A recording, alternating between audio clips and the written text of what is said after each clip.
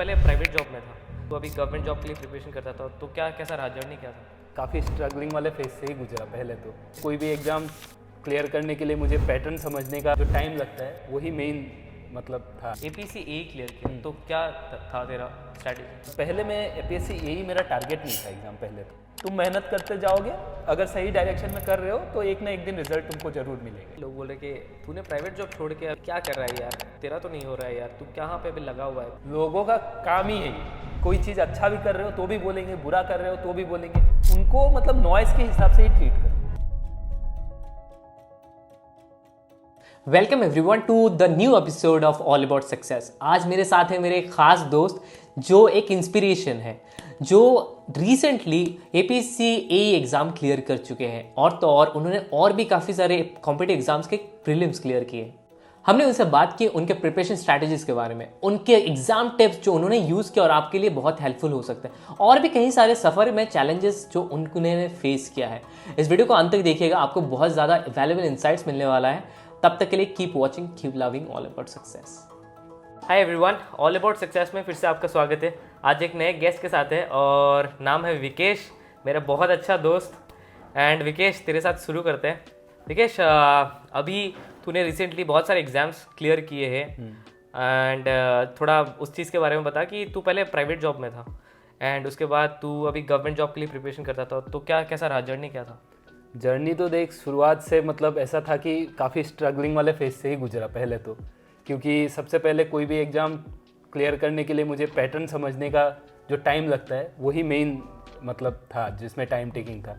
बाकी पार्ट तो क्या, प्रिपरेशन तो फिर एक बार पैटर्न समझ में आ गया तो फिर उस हिसाब से एग्ज़ाम टू एग्ज़ाम थोड़ा थोड़ा वेरिएशन के साथ प्रिपरेशन चलता गया। और फाइनली तो जब हुआ रिजल्ट, ढेर सारे आए एक साथ ही। तो तूने मल्टीपल एग्जाम्स क्लियर किए, तो उसके स्ट्रैटेजी क्या रहता था? क्योंकि तूने APSC JE क्लियर किया, AE क्लियर किया, APSC AE क्लियर किया, तो क्या था तेरा स्ट्रैटेजी? मतलब शुरुआत से मेरा ये था कि पहले मैं APSC यही मेरा टारगेट नहीं था एग्ज़ाम। पहले तो मैंने क्योंकि एक पहले बेस बनाने में फोकस किया था कि मतलब जैसे मल्टीपल एग्जाम्स जैसे सबका बेस रहता है तेरा, मान ले एप्टीट्यूड, इंग्लिश, रीजनिंग और कोई एक्स्ट्रा सब्जेक्ट जैसे मान ले टेक्निकल एग्जाम्स के लिए एक टेक्निकल पार्ट रहता है, GS रहता है। तो उस बेस से मैंने स्टार्ट किया था। उसके बाद मैं सब्सिक्वेंटली एक के बाद एक एग्ज़ाम जब नोटिफिकेशन आता गया तो पर्टिकुलर एग्ज़ाम के लिए एक डेडिकेटेड टाइम निकाल के, मान ले किसी एग्ज़ाम के लिए 3 महीने, किसी के लिए 2 महीने, जब जो एग्ज़ाम पास आता था उस हिसाब से मैं उस एग्ज़ाम की तैयारी में लग जाता था। तो चैलेंजेस आते थे जब पढ़ाई करता था? कुछ डेडिकेटेड आवर्स था तेरे स्टडी पे? हाँ, ये तो था। क्योंकि देख, चैलेंजेस सबसे बड़े ये होते थे क्योंकि मैं एक ही टाइम पे टेक्निकल और नॉन टेक्निकल दोनों के लिए प्रिपेयर कर रहा था। तो होता क्या था कि कभी कभी मान ले नॉन टेक वाला एग्जाम आ जाता था तो मैं टेक्निकल कमजोर रह जाता था। तो इसलिए मैंने शुरुआत में तो ये मैनेज नहीं कर पा रहा था मैं, तो इसलिए रिजल्ट भी उतने अच्छे नहीं आ पा रहे थे। पर बाद में मैंने क्या किया कि मेरा रूटीन था कि मतलब 8 to 10 hours study a day is must. मतलब ये मेरे करना ही था मुझे। मतलब टू डू लिस्ट भी रहता था? हाँ, टू डू लिस्ट भी मेरा रहता था। तो इसको मैंने डिवाइड कर लिया था कि मान ले 4 आवर्स में टेक्निकल सब्जेक्ट को देता था, 4 आवर्स में देता था तेरा नॉन टेक को। और जब एग्जाम क्लोज आते थे तो मैं इसको थोड़ा वेरिएशन करता था इनमें कुछ अपने हिसाब से। मतलब तो अगर टू डू लिस्ट में रखता था तो जनरल रीजनिंग का सब्जेक्ट हो गया, अलग मैथ्स के सब्जेक्ट हो गए, इंग्लिश के सब्जेक्ट हो गए, तो कैसे मतलब क्या करता, प्लान क्या रहता था ईच सब्जेक्ट के लिए? स्टार्टिंग से अगर मैं बोलूँ तो पहले तो मैंने स्टार्ट किया सिलेबस सबका, जो एग्ज़ाम है मान ले मेरा अभी सपोज CGL का बात कर रहा हूँ, तो CGL का मैंने देख लिया कि SSC CGL में तेरा क्या होता है कि मैथ्स का एक 30 मार्क्स का, मतलब अलग अलग सबका अलग अलग वेटेज रहता है। तो उस हिसाब से मैंने पहले सिलेबस नोट डाउन कर लिया और मैंने अपने हिसाब से देखा कि कौन से टॉपिक्स को मैं सबसे ईजिली मैं प्रिपेयर कर पाऊँगा। उन टॉपिक्स को मैं नोट करके मैं तो क्यों कोचिंग वगैरह लिया नहीं था, तो मैं यूट्यूब से पर्टिकुलरली वो टॉपिक का वीडियोस वगैरह ढूंढ के अच्छे एडुकेटर्स का मैं वहाँ से फॉलो करके नोट्स बना लेता था। और फिर उसी के सब्सिक्वेंटली मैं मॉक्स लगाता था। तो जो टॉपिक मैंने प्रिपेयर किया उसका मॉक मैंने लगा लिया, तो उससे मुझे एक अपने नॉलेज का डेप्थ का पता चल जाता था कि किस लेवल तक मैं पहुँचा हूँ। और फिर उसके बाद ऐसे करके मैं सब्जेक्ट टू सब्जेक्ट हर दिन, मान ले 4 सब्जेक्ट रहते हैं, इंग्लिश, मैथ्स, रीजनिंग, GS, तो एक एक घंटा में डिवाइड कर लेता था। ठीक है। और जब ये देखने पे एक टाइम के बाद ऐसा होता है कि मान लो किसी आदमी का मैथ्स वीक है, किसी का कुछ एक वीक रहता है, तो उसको ज़्यादा टाइम देने के लिए बाकी से थोड़ा टाइम कमा के इसमें दे देता था। तो मेरा GS काफ़ी वीक था उस टाइम पे। तो मैं जीएस को 1.5 घंटे के करीब लगभग या 2 घंटे रोज दे देता था और बेस बनाने में पहले स्टार्टिंग करता था। और जीएस का कौन सा टॉपिक, जीएस फुल फॉर्म क्या है उसका? जनरल साइंस, मतलब जीके जो होता है तेरा, Okay. कोई भी करंट अफेयर्स रिलेटेड या फिर हिस्ट्री, पॉलिटी, जियोग्राफी, जो भी है। तो उसमें तेरा थोड़ा वीक था, तूने उसको सुधारा। हाँ, क्योंकि मैं इंजीनियरिंग बैकग्राउंड से हूँ, तो मेरा जीएस से मतलब हम लोग उतना एक्सपोजर हम लोग का नहीं रहता है। जीएस का मतलब क्या है कि हम लोग जब 11th 12th या 10th में पढ़ते हैं उतना है, उसके बाद तो हमारा जीएस छूट जाता है। तो ये एक बैकड्रॉप था कि मतलब ये मतलब एक जो मुझे खींच रहा था पीछे, मार्क्स मेरे उतने आ नहीं पा रहे थे क्योंकि जीएस में मेरा स्कोर नहीं आ पाता था। और ये सिर्फ मेरे लिए नहीं है, बाकी जितने भी मतलब जो भी टेक्निकल फील्ड के लोग हैं, जब वो सीजीएल जैसे एग्ज़ाम या कोई भी ऐसे एग्ज़ाम जिसमें जीएस का बड़ा रोल प्ले होता है, उसमें रहने से ये प्रॉब्लम फेस होता ही है, सबको सब फेस करते हैं। तो क्या है कि उसको एड्रेस करना ज़रूरी है कि ये मेरा प्रॉब्लम है, इसको मैं अगर एड्रेस करूँ और उस पर काम करूँ तो वो चीज़ मेरे लिए हेल्पफुल रहेगा। अदरवाइज अगर मैं उसको नेग्लेक्ट करूँगा कि जीएस मुझे नहीं आता है, इसको रहने देता हूँ, तो वही चीज़ के लिए मेरा कट ऑफ क्लियर नहीं हो पाएगा। ओके, तो तूने 2 चीज़ बताई, एक है कि मॉक टेस्ट के बारे में और दूसरा है तूने सेल्फ स्टडी किया। तो पहले तो मैं बात करूंगा तेरे साथ सेल्फ स्टडी का, कि तूने सेल्फ स्टडी किया। बहुत लोग ऐसा है कि सेल्फ स्टडी करना ही पड़ेगा क्योंकि उनके पास शायद फिनेंशियल कंडीशन उतनी सही नहीं है। डेटा, मोबाइल का डेटा तो सबके पास रहता है आजकल, फ़ोन पे रिचार्ज सभी कराते हैं और यूट्यूब में एक्सेस है सबका। तो सेल्फ स्टडी से हो जाएगा अगर थोड़ा मेहनत करके करेंगे तो? हाँ, क्योंकि देखो मैंने भी तो सेल्फ स्टडी ही किया, मैं कोचिंग तो कभी लिया ही नहीं। तो ऐसा था कि मेरा सेल्फ स्टडी करने के लिए ना, मुझे क्या लगता है कि डिसिप्लिन होना जरूरी है। एक सेल्फ डिसिप्लिन मेंटेन करना सबसे ज़्यादा जरूरी है। क्योंकि अगर तुम ऐसा करोगे कि मान लो आज मैं पढ़ रहा हूँ, कल नहीं पढ़ता हूँ, तो सेल्फ स्टडी में ये सबसे बड़ा दिक्कत आता है कंसिस्टेंसी का, कि तुम मतलब अगर कंसिस्टेंट नहीं हो चीज़ को लेके कि रोज़ मतलब वो तुम डेडिकेटेड फीलिंग तुम्हारा नहीं आ रहा है कि मैं इस चीज़ को लेके हाँ ये मुझे करना है, और रोज़ वो चीज़ फॉलो नहीं करोगे तो सेल्फ स्टडी में नहीं हो पाएगा। तो मेरा क्या था कि मैं क्योंकि सेल्फ स्टडी में दिक्कत ये भी आती है ना कि कोई भी एग्ज़ाम दे रहे हो तो पहले तो एग्ज़ाम का पैटर्न एनालाइज करना जरूरी है, क्योंकि सब एग्ज़ाम अपने ही वो अपना एक यूनिकनेस साथ में लेके आते हैं। कि जैसे मान लो अभी जेई का बात करता हूँ मैं, एसएससी जेई का।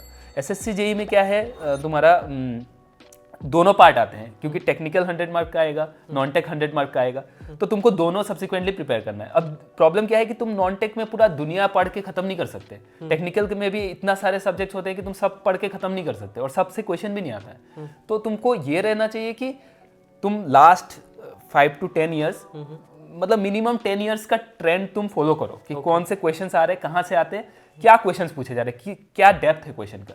अगर ये तुम किसी एक एग्जाम का एनालाइज कर पाए तो सेल्फ स्टडी करने से 100% रिजल्ट आने के चांसेस रहते हैं। क्योंकि उसके बाद तुम एक बार डेप्थ पता चल गया कि इस लेवल तक आ रहे हैं, मान लो किसी एग्जाम में सरफेस लेवल में ही आता है, अब जैसे मान लो यूपीएससी दे रहे हो, तो यूपीएससी में तो इन डेप्थ क्वेश्चंस आते हैं, तो मैं यूपीएससी का प्रिपरेशन करके मैं एसएससी क्लियर नहीं कर सकता। मतलब हर एग्जाम का अपना यूनिकनेस है, उस लेवल तक के ही मुझे पढ़ाई करना होगा जिसका मैं अप्लाई कर सकूं एग्जाम में। अब मेरा नॉलेज बहुत ज़्यादा होके भी क्या करूंगा, एग्जाम में वो क्वेश्चन आता नहीं है अगर, तो इसलिए सेल्फ स्टडी में ये चीज़ अगर पता चल गया कि कैसे तुम मतलब कितना लेवल का क्वेश्चन आ रहा है और क्या ट्रेंड है, तो उसके बाद तुम सेल्फ स्टडी में कोई दिक्कत नहीं है, सारे टॉपिक्स नोट कर लो, और अच्छे अच्छे एडुकेटर के फ्री वीडियोस अवेलेबल होते हैं यूट्यूब में, सारे के सारे मैं तो बोलूँगा even today 90% of the material that teachers provide, उसका मतलब सब चीज तुमको फ्री में ही यूट्यूब में अवेलेबल है, परोस के दिया जा रहा है, सब तुम्हें परोस के दिया जा रहा है। बस तुमको थोड़ा एफर्ट लगा के ढूंढना है चीजों को, और ऐसा नहीं कि एक एडुकेटर पकड़ लिया तो सारे वीडियोस उसी के देख डालो, नहीं, तुम थोड़े एक्सपेरिमेंटेशन करो, देखो कि कौन से सर के वीडियो तुमको सूट कर रहे हैं, जिससे तुमको समझ में आ रहा है, और उस एडुकेटर का वीडियो तुम फॉलो करो। ऐसा कर दिया तो मेरे ख्याल से मतलब हो जाना चाहिए। और इसके बाद भी सेल्फ स्टडी में और एक दिक्कत है कि कोचिंग वाले तो हर टाइम तुमको प्रेशराइज करते रहते हैं, ये एग्जाम ये आ गया, ये मॉक टेस्ट वगैरह। सेल्फ स्टडी में खुद का डिसिप्लिन बहुत जरूरी है, जैसे मैंने पहले भी बताया। तो क्या है कि मतलब अगर मॉक्स लगा रहे हो रेगुलरली, मान लो वीकली लगाया या फिर ट्वाइस से वीक लगाया या फिर डेली लगाओ अपने हिसाब से, अगर वो चीज़ मेंटेन करके जा पाओ, और एग्जाम के टाइम पे जब एग्जाम आ गया उससे 10 दिन पहले सपोज अपने हिसाब से, या 15 दिन पहले, 1 महीना पहले प्रिपरेशन को उस पे सब कर दो, तो मेरे ख्याल से सेल्फ स्टडी इज सफिशिएंट, मतलब आराम से हो जाना चाहिए, हो जाना चाहिए। हाँ।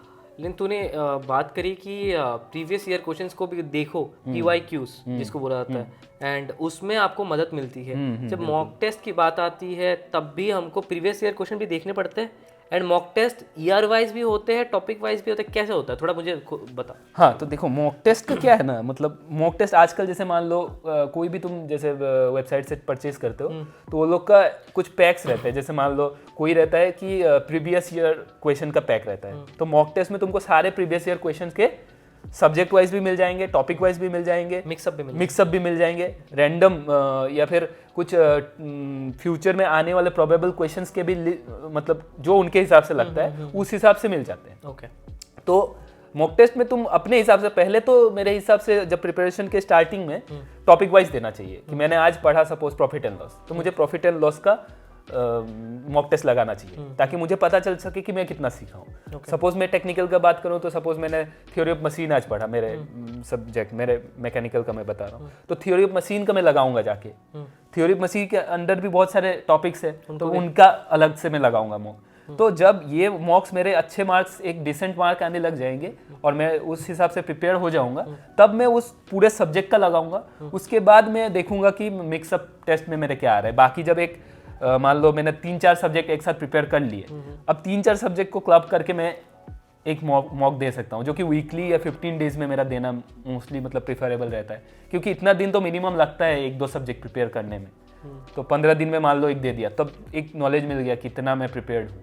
तो कुछ स्टूडेंट ना सोचते कि नहीं यार थोड़ा टाइम 6 महीने के बाद जब थोड़ा हो जाए कोर्स तब देंगे, तो तुझे क्या लगता है कि शुरुआत से ही शुरू करना सही है मॉक के लिए, या 6 महीने हो जाए तब अच्छा आराम से करते हैं? देखो, अब कोई स्टूडेंट ऐसा है कि एकदम बेसिक से स्टार्ट कर रहा है, आज उसने मतलब जीरो प्रिपरेशन के साथ आज पढ़ाई स्टार्ट किया है, तो उसके लिए मॉक देना मेरे लिए उतना सजेस्टेबल नहीं रहेगा, मतलब उतना सजेशन मैं नहीं दूंगा। क्योंकि उसको डिमोरलाइज हो जाएगा वो स्टूडेंट। क्या है कि जब भी मॉक लगाएगा तो उसको इतने ईजी क्वेश्चन नहीं आएंगे। ओके। टॉपिक वाइज भी इतने इजी नहीं आने वाले? नहीं, मतलब लेवल ऐसा रहेगा कि मान लो इजी टू मॉडरेट या मॉडरेट टू हार्ड, इस लेवल में ही घूमे। इजी सब इजी क्वेश्चन नहीं रहेगी। तो क्या होगा तुम्हारा, जब तुम टेस्ट दोगे तो अगर मान लो टफ क्वेश्चन एनकाउंटर कर लिए तो वहीं पे डिमोरलाइजिंग से आ जाता है, ये तो मुझे आता नहीं है। तो इसलिए एक बेस बनाने के लिए मान लो अगर कोई ग्रेजुएट है और मान लो सीजीएल का प्रिपरेशन कर रहा है या एनटीपीसी का कर रहा है या कोई भी ऐसा एग्जाम 1 डे एग्जामिनेशन का कर रहा है, तो मेरे हिसाब से 3 मंथ्स उसको पहले प्रिपेयर करना चाहिए और एक बेस बना लेना चाहिए सब सब्जेक्ट्स का। उसके बाद उसको जिस एग्जाम का दे रहा है उस एग्जाम के अकॉर्डिंग जो लेवल में आता है उसका मॉक परचेस करके उसका मॉक लगाना चाहिए उसको। तो ज़्यादा बेनिफिशियल होगा उसके लिए। हाँ। तो तूने अभी इतने मल्टीपल एग्जाम्स क्लियर किए, लाइक मैं अगर बात करूँ तो APSC A का क्लियर किया है, SSC तूने जे दिया है। हाँ। उसका प्रीलिम्स तूने क्लियर किया है? हाँ, प्रीलिम्स क्लियर किया है। मेंस का भी एग्जाम हो गया है। हाँ। ओके, रिजल्ट आना बाकी है। तो तूने काफी सारे दिए हैं अभी एग्जाम्स और तेरे को एक्सपीरियंस है, तूने ऑलरेडी क्लियर किए हैं एग्जाम। तो मल्टीपल एग्जाम्स को क्रैक करने के कोई सीक्रेट फॉर्मूला कुछ तो होगा ना, जो हर किसी के लिए शायद डिफरेंट हो सकता है, लेकिन बेसिक जेनरिक है। तो देखो क्या है कि पहले, जैसे मैं पहले भी बोल रहा हूँ कि पहले तो अपना एक लेवल सेट करना होगा कि मुझे इस लेवल तक पहले पहुंचना है। गोल ओरिएंटेड स्टडी करना सबसे ज़्यादा इंपॉर्टेंट है मल्टीपल एग्जाम्स क्लियर करने के लिए। और ये भी ट्रैक करना है कि तुम्हारा सब्जेक्ट और तुम्हारा सिलेबस कितना % कंप्लीट हो रहा है टाइम टू टाइम। अगर ये नहीं कर पाओगे तो एग्जाम, जैसे एक एग्जाम मैंने आज दिया और नेक्स्ट वीक मेरा और एक एग्जाम है, तो मैं दोनों में ऐसा हो जाएगा कि मैं पैनिक सिचुएशन में आ जाऊंगा कि अभी कौन से एग्जाम के लिए मैं प्रिपेयर करूं। तो ये नहीं होना चाहिए। मेरा होना चाहिए कि ठीक है, मेरा पहले ये एग्जाम आ रहा है, सपोज इसमें सपोज नॉन टेक नहीं है। हाँ। मतलब टोटली टेक पार्ट ही आने वाला है, तो मैं टेक का ऐसा पढ़ूं पैरेलली कि टेक भी मेरा कवर हो रहा है और नॉन टेक भी हो रहा है, ताकि मैं बाद के वाले एग्जाम के लिए भी उतना ही प्रिपेयर्ड रहूं। तो मतलब तुमको ट्रैक करना होगा कि कितना प्रिपरेशन तुम कर रहे हो, और उसमें डिवीजन मतलब जो होता है हमारा डिवीजन, मतलब सेगमेंटेशन जरूरी है कि हाँ ठीक है, इतना टाइम मैं टेक को दे रहा हूँ, इतना नॉन टेक को दे रहा हूँ, या फिर इतना मैं मैथ्स को दे रहा हूँ, इतना साइंस को दे रहा हूँ, इतना मैं रीजनिंग को दे रहा हूँ, इतना मैं एप्टी को दे रहा हूँ, ठीक है, या जीएस को दे रहा हूँ, जो भी। तो तुमको ये बाइफर्केट करके रखना पड़ेगा कि हाँ ठीक है, इतना मेरा इस सब्जेक्ट का हो रहा है, इतना मैं इसको हो रहा है, इतना इसका हो रहा है, तो मैं टाइम टू टाइम उसको अपग्रेड करता रहूँगा कि हाँ इतना हो गया था, नेक्स्ट इससे पहले वाले एग्जाम में मेरा 70% हो गया था, तो इस एग्जाम के लिए मैं 80% प्रिपेयर्ड रहूँगा। तो ऐसे एक स्टेज आएगा जब तुमको लगेगा कि नहीं, अब सारे ही चीजें तुम्हारे ऑलमोस्ट कवर्ड अप है, अब सिर्फ एग्जाम से जाने से पहले तुमको बस ब्रश अप करना है, एक रिवीजन चाहिए बस। वो भी रिवीजन भी ऐसा होगा कि कभी कभी मॉक से ही रिवाइज हो जाएगा तुम्हारा। जब उस लेवल में पहुंच जाओगे तो मल्टीपल एग्जाम्स तुम बिना प्रिपरेशन के, मतलब बिना फर्दर प्रिपेयर हुए रिवीजन के साथ ही अटेम्प्ट कर सकते हो। चुटकियों का खेल हो जाएगा। स्टार्टिंग का जर्नी ही है जो मतलब बहुत स्ट्रगलिंग होता है, डीमोरलाइजिंग होता है, बहुत ज़्यादा चैलेंजिंग होता है मल्टीपल एग्जाम्स के लिए।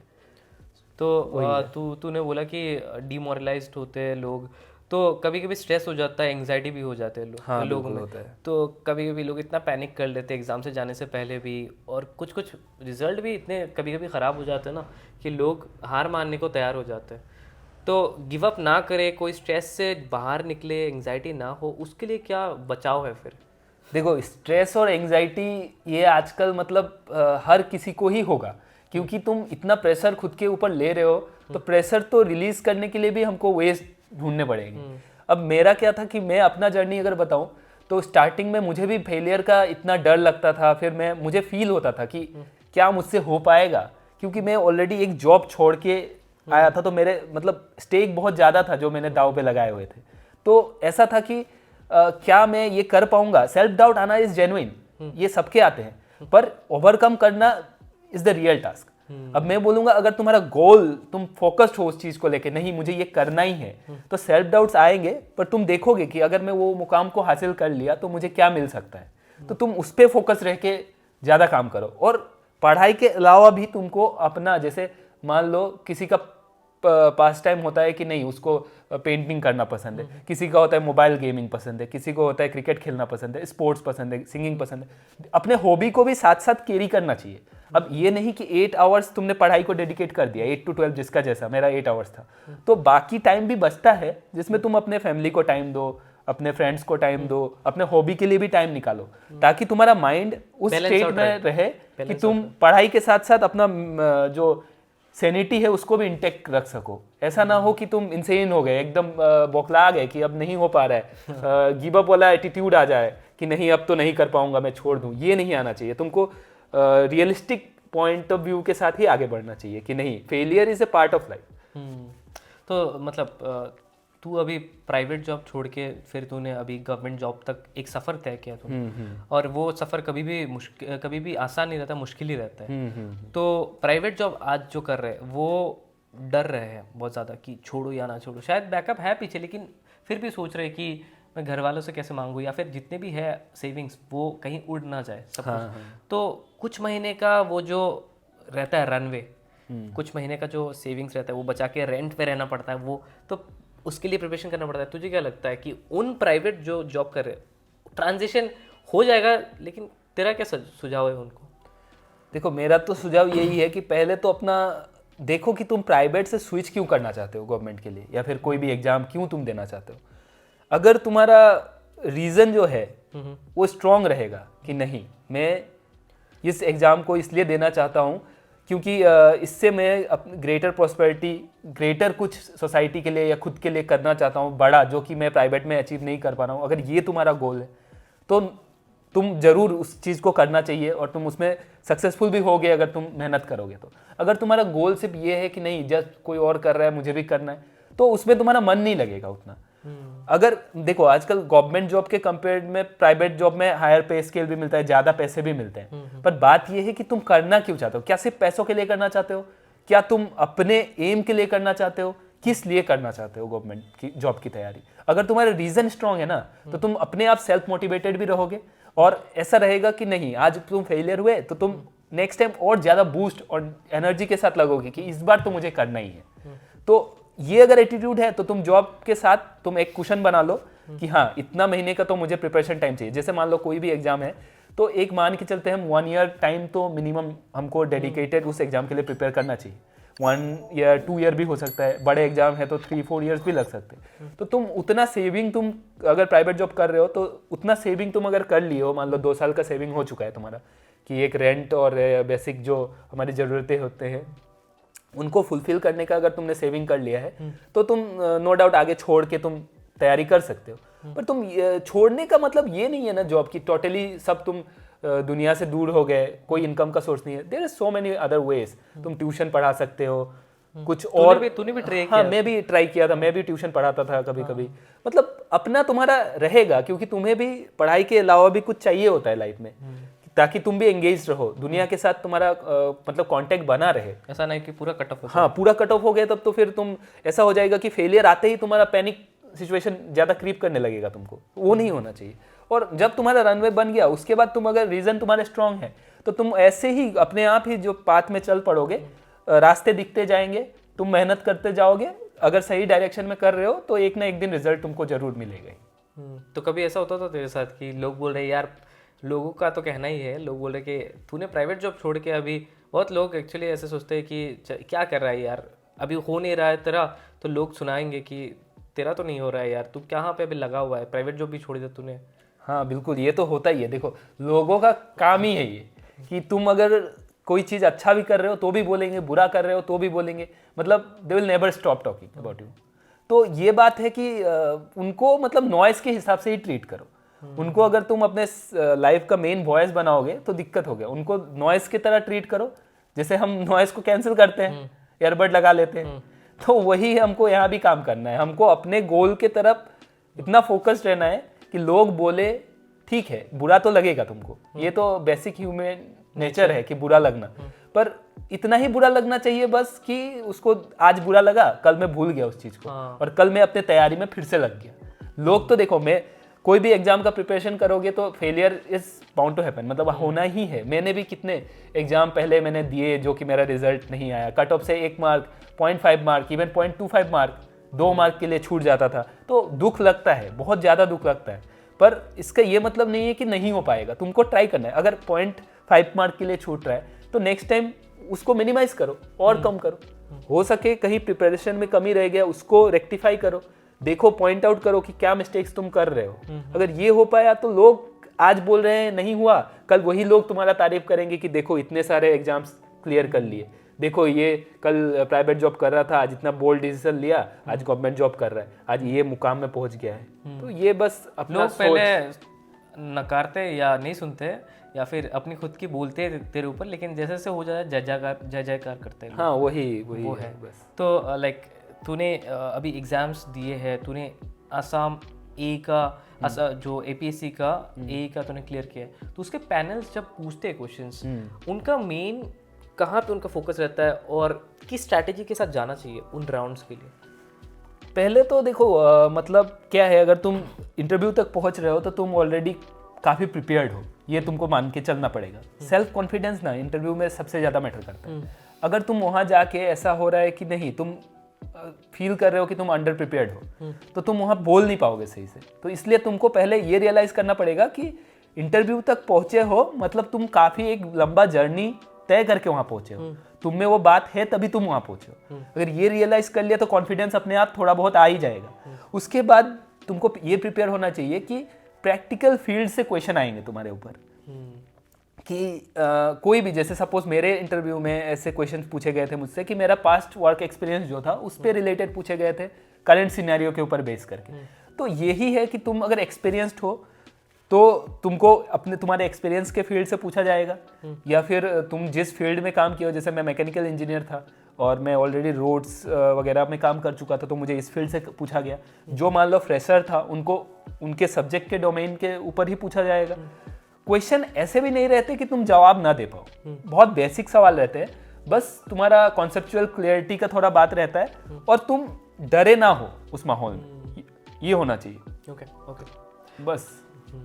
तो तूने बहुत सारे बुक्स पढ़े हैं अभी एपीएससी ए के लिए और अलग अलग एग्जाम्स के लिए। हम बात करते हैं एपीएससी ए के लिए बात करते हैं, कौन से बुक्स हैं जो क्या इंटरनेट से भी लोग पढ़ रहे हैं, कोई पीडीएफ से पढ़ रहा है, कोई अलग अलग मटेरियल से पढ़ रहा है, तो थोड़ा फोकस्ड स्टडी मटेरियल बता जो एपीएससी ए जो पढ़ रहे हैं और क्लियर कर सकते हैं, उस तरीका कुछ। देखो एपीएससी ए कोई भी अगर दे रहा है तो उसको मेरे हिसाब से सबसे पहले तो जीएस जो जीके है उसको प्रिपेयर करने के लिए उसको पहले तो मान लो जैसे मैं बताया था यूट्यूब में ढेर सारे सोर्सेस हैं, वहाँ से पहले बेस बिल्ड करे। फिर एक बुक है लूसेंट का, इंग्लिश का ना? हाँ इंग्लिश का भी है ना? इंग्लिश का भी है। लूसेंट एक मतलब वो है किताब है, उसका क्या है जीएस का बुक आता है, वो पढ़ ले एक बार। उसके बाद तुम अगर एनसीईआरटी बुक्स फॉलो करते हैं तो एनसीईआरटी का 8, 9, 10 का जीएस पढ़ ले। और फिर उसके बाद आता है आसाम वाला पार्ट, जिसके लिए तुम 2 बुक्स मैं बोलूँगा। एक है सोइलन बश्य जिसके राइटर है, वो बुक जीएस का मिलता है, असम का एवरी ईयर पब्लिश होता है, वो बुक ले लो। और एक है एक असम का, और एक ये कुछ मैगजीन टाइप का आता है जिसमें करंट अफेयर्स हर टाइम अपडेट होते रहते हैं, ठीक है, वो फॉलो करो। इतना अगर तुम पढ़ लिए तो नॉन टेक वाला पार्ट लगभग सॉर्टेड रहेगा। और टेक्निकल के लिए तुम कर सकते हो जो भी प्रीवियस ईयर एई जेई डिफरेंट स्टेट्स के होते रहते हैं, उनके पीवाईक्यूज जो है वो इंटरनेट में अवेलेबल है फ्री ऑफ कॉस्ट, ठीक है, वहाँ से वो ले लो, डाउनलोड कर लो। और उसके बाद एक बुक है कुर्मी और गुप्ता का, ठीक है, टेक्निकल का, मैं अपना मैकेनिकल का बोल रहा हूँ, सब सिविल का भी होता है, इलेक्ट्रिकल का भी होता है, सभी का होता है। वो बुक लेके उसमें कम से कम 8-10 हज़ार MCQ क्वेश्चन होते हैं।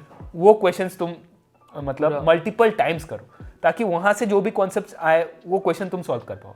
लगभग यहाँ से तुम्हारा 70% सिलेबस यहाँ से कवर हो जाएगा, और बाकी 30% तुम तो और तुम्हारे जो डोमेन वाइज तुम किताब जो फॉलो कर रहे हो, स्टैंडर्ड बुक्स जो होते हैं, जैसे मैं अपने मैकेनिकल इंजीनियरिंग का बोलूँ तो जैसे थर्मोडाइनमिक्स के लिए पीके नाग था, ऐसे ही डिफरेंट राइटर्स के स्टैंडर्ड बुक्स होते हैं, वो बुक्स फॉलो करो थ्योरी को रेफर करने के लिए। बस इतना कर लोगे और मॉक टेस्ट लगाओगे तो मेरे ख्याल से हो जाना चाहिए धीरे धीरे से, लेकिन मुकाम बड़ा है, लेकिन धीरे धीरे से हो जाना चाहिए। हाँ। ठीक है, तो आज विकेश के साथ बहुत सारी बात हुई। विकेश, कोई फाइनल टिप जो APSC AE वाले को देना चाहता है, final top piece of advice? देखो, मैं तो ये बोलूँगा कि लगे रहो और एक स्ट्रक्चर्ड वे में पढ़ाई करो। बस ऐसा ना हो कि आज पढ़ रहे हो कल नहीं पढ़ो। जितना भी आवर्स तुम दे पा रहे हो उतना पूरा का पूरा मतलब फोकस्ड वे में रोज के रोज दो। अगर कंसिस्टेंसी को मेंटेन कर पाए, रेगुलरिटी जो अगर मेंटेन है, तो आज नहीं तो कल APSC AE हो या JEE एग्जाम हो, कोई ना कोई एग्जाम तो पक्का क्लियर हो ही जाएगा। पक्का सब कुछ हो ही जाएगा। ऑसम। विकेश के साथ हमने बहुत सारी बात की आज, एंड मुलाकात होगी आगे भी। मैं लिंक हैंडल डाल दूंगा, इंस्टाग्राम हैंडल उनका, आप जाके उनसे पूछ सकते हो, एडवाइस ले सकते हो, सजेशंस भी ले सकते हो। Sure. And thank you so much for watching the video. All About success में लास्ट में आके कैसा लग रहा है आज? हाँ, बहुत अच्छा लगा। मैं बहुत दिनों से तुम वीडियो भी देखता था, वैसे भी मुझे काफ़ी वीडियोस पसंद भी आए, तो अच्छा लगा, बहुत अच्छा लगा आके बात करके। Okay, thank you so much. मिलते हैं, एंड चैनल को ज़रूर देखिएगा, और भी एपिसोड्स आने वाले हैं। And take care, signing off. अगर आपको ये पॉडकास्ट पसंद आया तो लाइक कीजिएगा, सब्सक्राइब कीजिएगा चैनल को, और शेयर कीजिएगा उन तमाम सारे लोगों को जो आपकी तरह ही ऐसी एक जर्नी में है। मिलते हैं अगले एपिसोड में एक नए इंस्पायरिंग पॉडकास्ट के साथ। Thank you for tuning in to All About success.